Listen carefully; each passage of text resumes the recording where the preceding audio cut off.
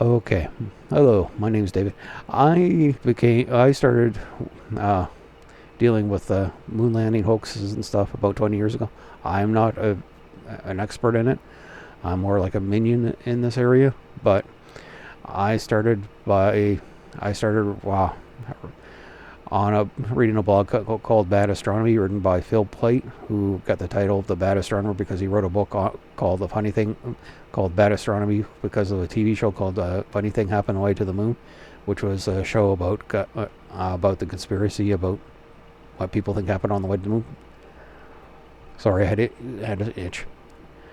What's worse, an itch while recording or an itch while carrying a china cabinet? I've actually done that, had that happen. But in the bulletin board that was behind his website, there was a community there, and one of the experts there was a guy named Jay Utah. He's not active on the board anymore, but the Phil Plait and the board got some notoriety. The Mythbusters, if you remember that show, used some of the stuff on the bulletin board and from Phil Plait when they did their moon landing hoax episode. Okay, but nowadays, it's not more just about the moon landing. It's about the flat Earth movement, who uses it to try to deny space. If they could deny space, they could deny the moon, the Earth is round, or they can deny photographs taken from the moon, etc.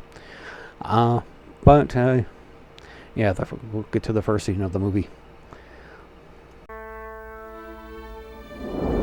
Fry, we have the crew crossing gantry for capsule ingress. Roger that. Inspired by the late President Kennedy, in only 7 years, America has risen to the challenge of what he called the most hazardous and dangerous and greatest adventure on which man has ever embarked. After trailing the Russians for years with our manned space program, and after that sudden and horrible fire on the launch pad during a routine test that killed American astronauts Gus Grissom, Ed White, and Roger Chaffee, there were serious doubts that we could beat the Russians to the moon. But tonight, a mere 18 months after the tragedy of Apollo 1, the entire world watched in awe. In the first scene of the movie, we have a fire on Apollo 1. I don't think it was meant to launch, but it was a test flight. This was just, if it did launch, I think it was just supposed to go into Earth orbit. But this test wasn't supposed to take off. This was a plugs out test to test if the craft could operate on its own power without the launch tower power system. But there was a pure oxygen environment. There's a lot of Velcro, which used nylon, which was very flammable, and it was pure oxygen over pressurized, and a spark happened from the electronics behind a control panel, and it lit up. All three people died: Gus Grissom, Roger Chaffee, and Ed White. Grissom and Chaffee were veteran astronauts. I think Chaffee was supposed to be his first flight into space. They weren't the first ones to die. The first two were well, there's a couple before. They died in a crash into a factory.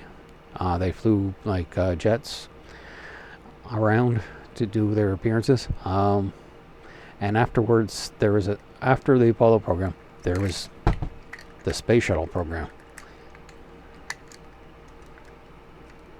Okay, this is a toy that transforms into a robot. It's not a transformer, but it's a different series. But this was a shuttle, and the shuttle had two booster rockets on the side and an orange tank in the middle. And in 1986, on January 27th, actually my sister's 6th birthday, they had it out in the cold, and one of the O-rings and one of the side boosters got froze. And there was the Columbia, which panels from the underneath of the shuttle came off, and when they were coming in, let the hot gases into and destroyed Columbia. Every one of these deaths, there's usually a conspiracy behind it. A guy like Gus Grissom, he knew the truth about Apollo, and he knew it wasn't a good rocket, and so on. It's actually covered in From the Earth to the Moon, which was a series after this series, after this movie. Tom Hanks and Steven Spielberg did a series on HBO, and they also did one after Saving Private Ryan called Band of Brothers.